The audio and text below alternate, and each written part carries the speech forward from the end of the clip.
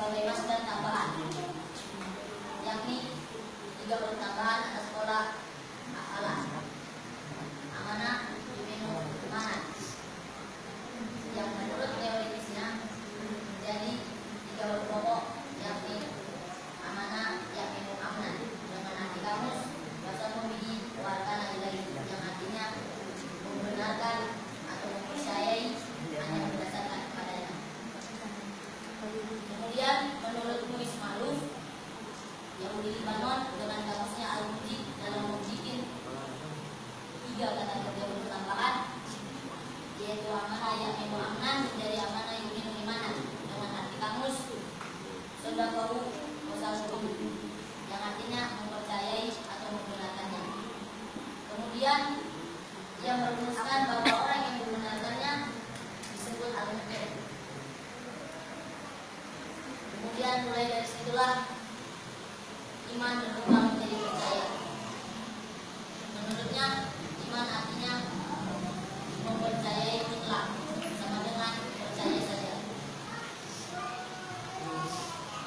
Yang kedua, kata iman adalah kata mudah, yaitu ismu, yakni al-imanu atau imanan.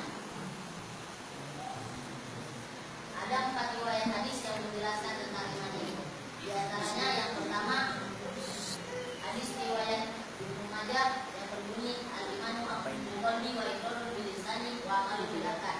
Kemudian hadis dari Tabrani dari Ali yang berbunyi al-imanu waqtul bil lisani faqiqatul bil lisani wa qulul bil arkani wa amalul bil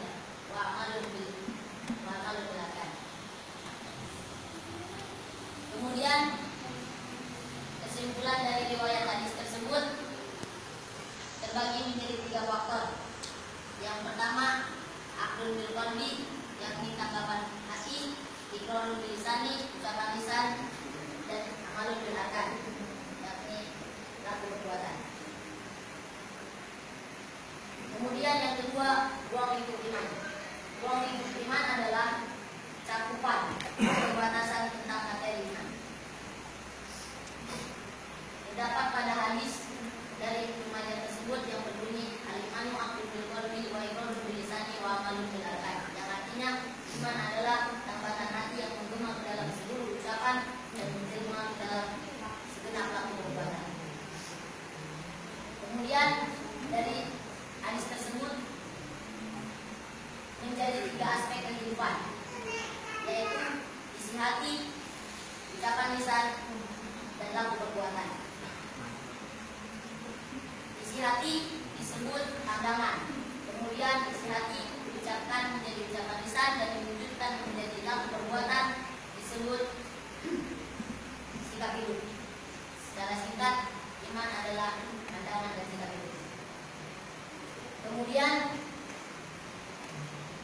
iman terbagi lagi dalam surat Al-Baqarah ayat 165 yang berbunyi wa minan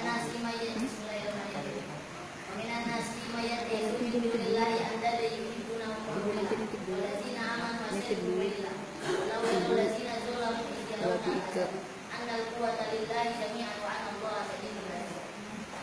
Dari ayat tersebut terbagi 2 golongan.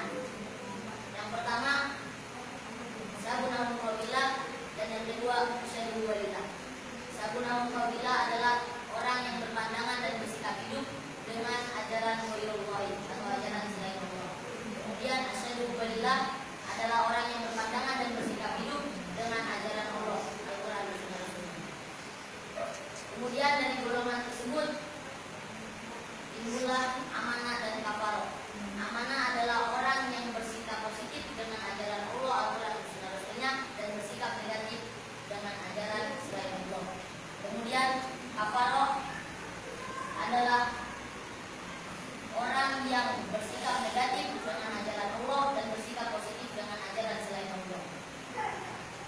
Dari kafaroh inilah bisa disebut juga dengan setan. Setan terbagi menjadi 2, yakni ada yang iblis dan ada yang manusia. Contoh yang